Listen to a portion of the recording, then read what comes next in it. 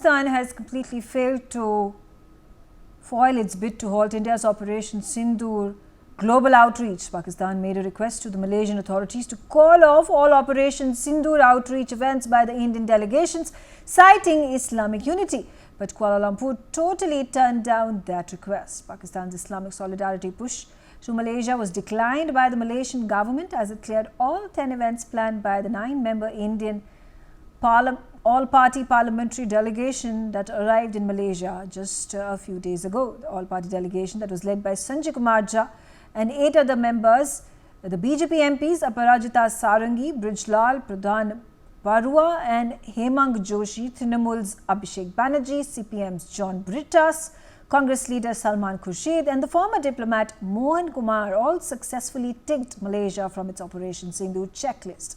India's stand in Malaysia was strongly and verifiably clear.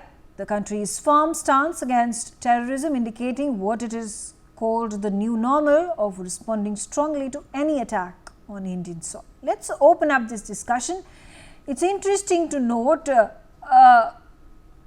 very visible turnaround in the way Malaysia at one point of time under Mahathir Mohamad was in close contact with the then Prime Minister of Pakistan, Imran Khan, holding those quote-unquote alternative to OIC, holding those meetings in Malaysia and in other parts of the world, to now completely snubbing Pakistan and showing its place and not really succumbing to the unity of the Islamic nations narrative that Pakistan wants to build and seek support of. Ambassador Basuti Mukherjee is on the telecast with me. Ambassador Mukherjee, how far has India-Malaysia relationship come over the span of these years?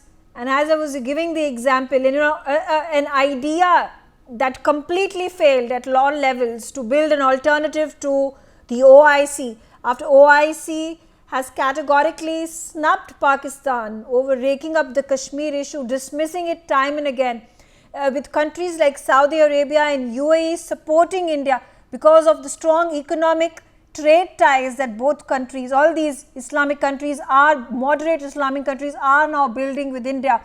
And therefore, this narrative does not find space even in Malaysia, which like I said, Mohammad Mahathir, a staunch Pakistani supporter and ally at one point of time, to a complete turnaround where the new prime ministership does not support any of these, divisive measures taken by Pakistan against India. Absolutely, Megha. This is a new Malaysia, and which has a strong, very strong bilateral relationship with India, including trade and business, cooperation on many issues. And I think that the Pakistani government is completely out of sync with the way the Islamic world regards India and also regards the Operation Sindoor and its consequences. We sent a very strong outreach delegation, which was hugely effective in Malaysia, in Kuala Lumpur. And the request, which is so absurd, that the Malaysians who welcomed us and had given us the program was tied up with the Malaysians in advance, and the Pakistanis expected the Malaysians at their behest to have all these appointments cancelled. That is not how the present world, including the Islamic world, looks at India. There is zero sympathy for terrorism, particularly in this part of the world. And whether it is Malaysia or it is Singapore or any of the other countries within ASEAN, these are countries that have a complete understanding of the kind of difficult neighborhood that we have, the kind of challenges that the heinous assaults in Pahalgam threw up for us. What were the challenges of Operation Sindoor, how we had no option but to go in for what we did, and our measured response as a nuclear weapon state to continuous Pakistani provocations, etc., is very well understood globally and particularly in this part of the world where we have built up special bridges with Malaysia, with Singapore, and with other countries in the region, with Vietnam for that matter. So I think that we need to congratulate also our delegation, which had a huge impact, including my retired Foreign Service colleague, Ambassador Mohan Kumar. There was my former Foreign Minister, Mr. Salman Khurshid, and there were many others. The leadership of the leader of the delegation and the others. They all got together and they explained, and that also makes a huge impact when you send an all-party delegation consisting of different strands of India's democracy who may differ inside Parliament or in India on different policy issues, but who have beautifully demonstrated unity in diversity and have beautifully demonstrated that when India's territorial integrity or is at stake or when India is attacked, every Indian speaks as one. That was the message of these outreach delegations. And I would like to congratulate this outreach delegation, which has friends of mine there. I know how wonderfully they spoke, and their response in the Malaysian media and among the people was amazing. The support given by the Indian Embassy and our High Commissioner in Kuala Lumpur was amazing. So all in all, I think Pakistan's efforts were so pathetic that they don't even merit discussion on your channel. Megha.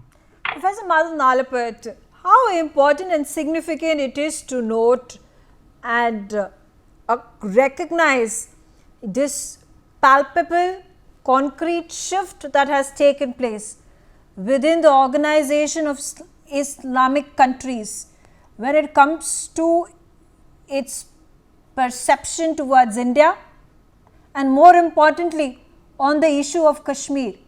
And ironically, with Donald Trump and his faux pas in hyphenating India and Pakistan and again raking up the issue of Kashmir and proposing a US intervention when it comes to the Kashmir issue, how diametrically opposite are the two groups, one led by the West, which is over here, Donald Trump, and the other one, which is the OIC, that sees India, projects India in a completely different light as compared to 7-8 years ago.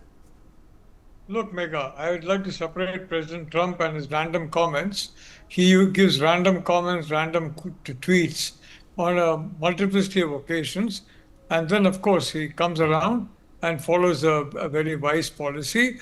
I want to point out that Mahathir, I succeeded in sending Anwar to jail on a completely false and trumped-up charge. And he wanted to drive Anwar out of politics. And Anwar got sweet revenge when there was an election and Anwar became the prime minister. And what happened to Mahathir? He lost his seat. Nobody voted for him. He thought it was a sure seat. It was sure defeat. So the point is, it was a complete turnaround. The point is, Anwar Ibrahim is not Mahathir Mohamad. Anwar Ibrahim respects the fact that Malaysia is a multi-ethnic, multi-religious society. It's got Hindus, Christians, Muslims, all living happily side by side, working happily side by side. And Anwar is very conscious of that. He's an outstanding statesperson. And let me tell you, Pakistan has overplayed this Islamic card. It has overplayed it in a shameful, I would say, un-Islamic manner, because it goes completely against any decency to drag, to attempt to drag religion along with you wherever you go. Tomorrow, if you go to a bar in a hotel, then you will drag religion also there. If you are Pakistanis, I know many of them love the particular place that I mentioned, and possibly if anybody says, "Oh, why are you doing this?" No, whatever, and try to explain it.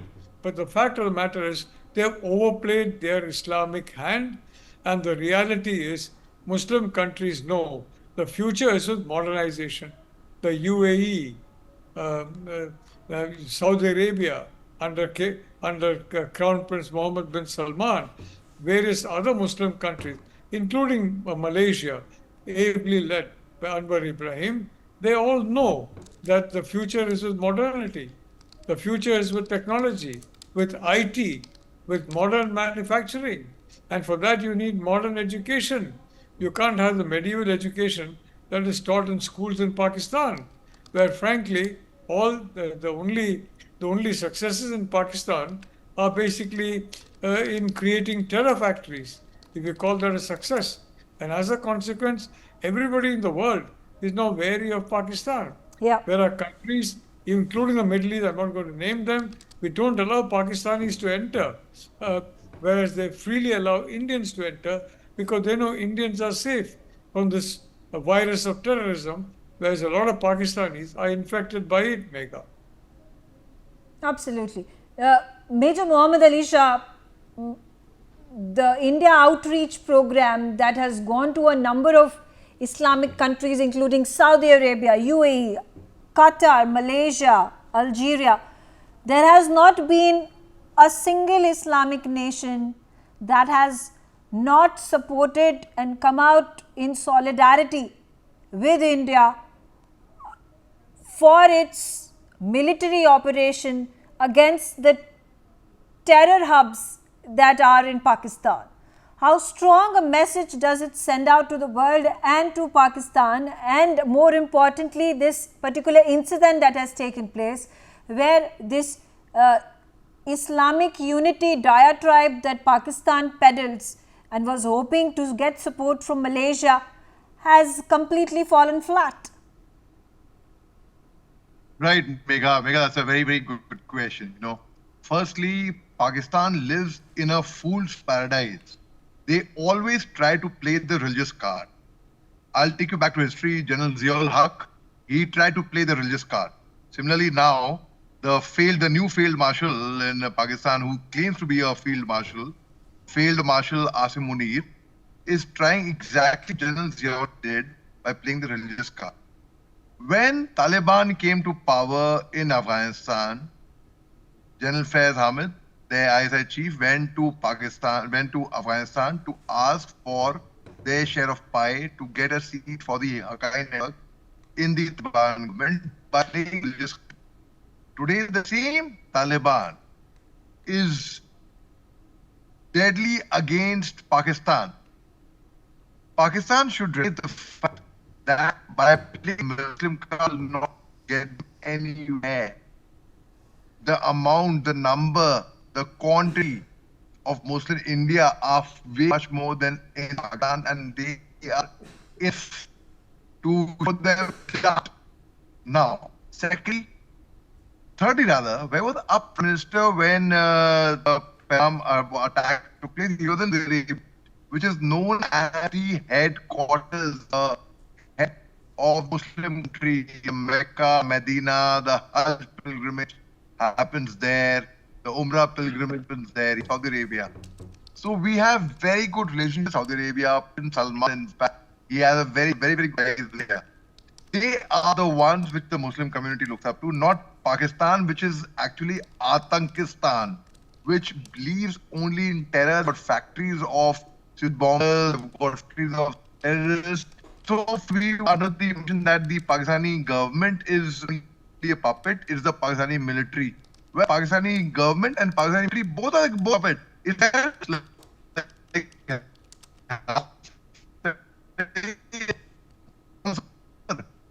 Okay, I will have to interrupt you, Major Muhammad Ali Shah. There seems to be a network connection problem, and we'll try to fix that. I also have with me right now Major General SVP Singh. General SVP Singh, a situation such as this, and if we take a look at how the perception of the Islamic nation has changed dramatically in favor of India, despite concerted efforts of Pakistan and Turkey, which is an ally of Pakistan, has continued to peddle narrative against India and raked up the Kashmir issue. There seem to be just a handful of countries that are still supporting Pakistan and the two-nation Kashmir theory coming out of the rogue nation.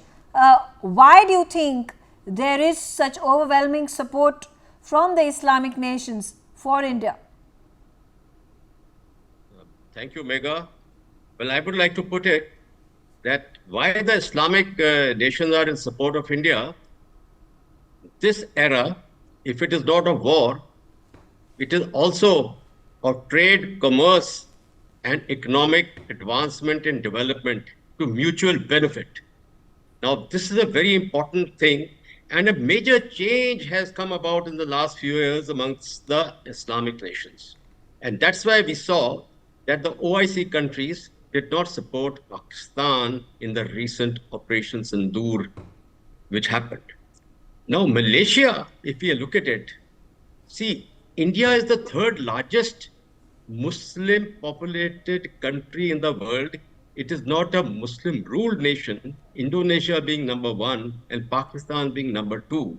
But we contribute very richly in the social fabric of the Muslim way of life in India.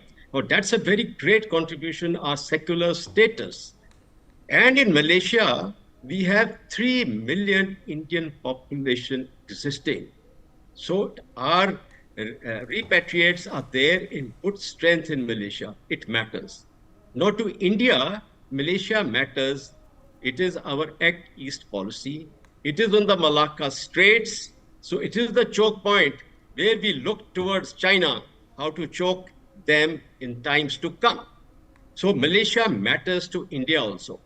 Mahathir has been mentioned. It is unfortunate that during the Article 370 abrogation, he took a stance which was totally anti-India. Well, Ibrahim, he is a very pragmatic leader, and and as is the want of our Prime Minister, the two struck a good chord. And his visit last year led to the taking place of the strategic partnership, the comprehensive strategic partnership between the two countries, which have led the way towards, I would first say, defense and security, due to the technological and economic advancements and the cultural exchanges. Now, it's a very major change. Pakistan, talking of two-nation theory, I do not know how they have now tried to reach up to Malaysia when OIC has given them a total, to use the word, kick. That's the right word, because they deserve those words. So both nations today have made a mark in the ASEAN world, in the Southeast Asian world. Now, I would like to tell you where we stand in the defense and security. You see, the HAL is in a very big way, and we are making headway of cooperation with Malaysia. Firstly, the Dornier 228 light utility aircraft, we are giving them the supply, including TOT and MRO, that is maintenance, repair and overhaul facilities. Now, this is a very major thing which we are giving, TOT, and it's going to include supply of critical spares also. Then Su-30 MKM, which is there with the Royal Malaysian Air Force. We are going to be giving them maintenance facilities. Now, these are the agreements which are there, which are in the pipeline, and which connects Malaysia and India in a very bonded manner. Now, this maintenance agreement is going to be done by the Indian defense companies. So India has made a mark with Malaysia. And I want to recall to your viewers that Tejas aircraft Mark 1, Malaysia had bid for it, 18 aircrafts. It's a different thing that the contract went to South Korea, this F-50 aircraft. But the point is that Malaysia is looking towards India, including in the defense field. So it is in the technology field, semiconductors, the technology, the digital part. There has been an agreement. I think there was an exhibition this year in their international this thing in I'll just recollect the name, which all these items which I have mentioned are on this, or are in the field of cooperation between the two countries. So Malaysia and India are on mark. Pakistan now is, we felt in the country when I felt that a narrative war somewhere we have lost it. And I have been opposing that because narratives are like shifting sand dunes. They can change. But the ground reality of what the Indian military has achieved, that is not a shifting sand dune. Yeah. That has made a permanent mark in the psyche of the Pakistan people. That is why from 9 targets, now it comes out in the dossier that it is 28 places which have been targeted. Right. Because they could Absolutely, not hide sir. from their You population. make all the right points, and it's interesting to note, Ambassador Mukherjee, and it's important to note as well that India grows in stature as the 4th largest economy of the world. There is going to be more and more support internationally for like-minded nations. I'm not talking about the globalists. I'm not talking about, there are going to be interferences. There are going to be attempts made by certain countries whose interests are inimical to India's.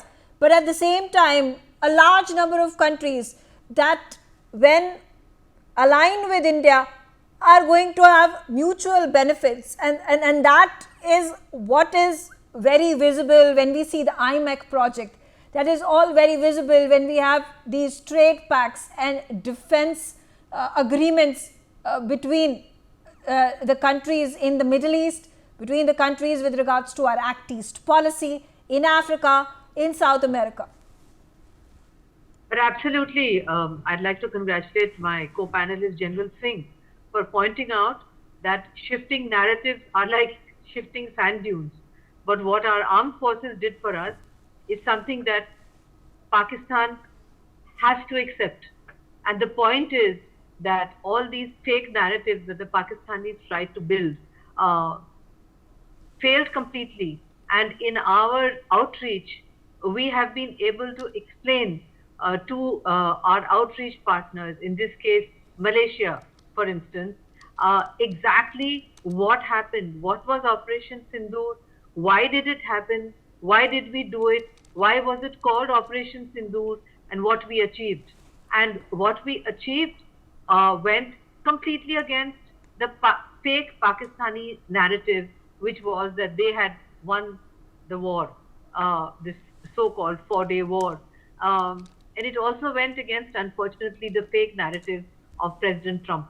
So we were able to explain that we decided to halt Operation Sindoor, not a ceasefire, halt Operation Sindoor at the repeated request of the Pakistani DGMO to our DGMO. It was a military-to-military discussion which we decided to accept. So Yeah. I think that all in all, and again Professor Nalapat also rightly pointed out, that what Anwar Ibrahim suffered at the hands of Mahathir is something that is too grotesque to discuss on national television.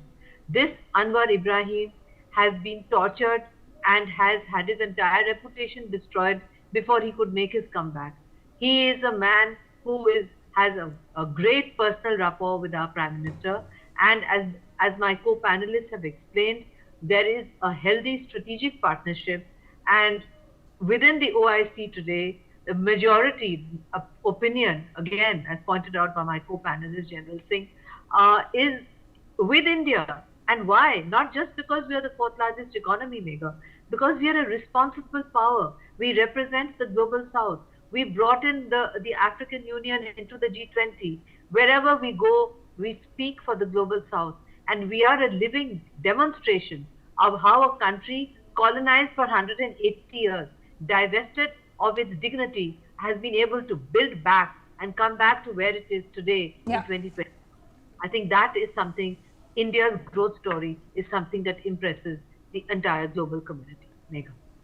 Professor Nalapat, your views in wake of moving forward with Islamic nations, with the OIC and the roadmap that India has built? Look, I'm not going to talk about the OIC because it's a purely religious outfit, and frankly, that kind of an outfit is an anachronism internationally. When you talk about OIC and you talk about international organization, but even there have been significant and substantial changes. And I want to point out, Megha, you mentioned, I think, Turkey, and you had mentioned about Pakistan coming together. Erdogan and Turkey is an example of what happens when you have extremist elements in charge of a lot of policy. Turkey is now becoming a basket case.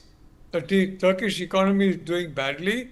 Turkish people are very unhappy, and I can't believe that Erdogan is going to continue in power in any genuinely free election for very long. As for Pakistan, it's already a basket case. It's already falling into different fragments, and the sooner it happens, in my view, the better. So I think you look at the contrast. You look at Kuwait. You look at UAE. You look at Malaysia. And now you look at Indonesia, which is also modernizing, and you will see a difference the modern, moderate Muslim makes to the countries in which he's a majority and to the countries where he's in a minority, that is India, the modern, moderate Muslim.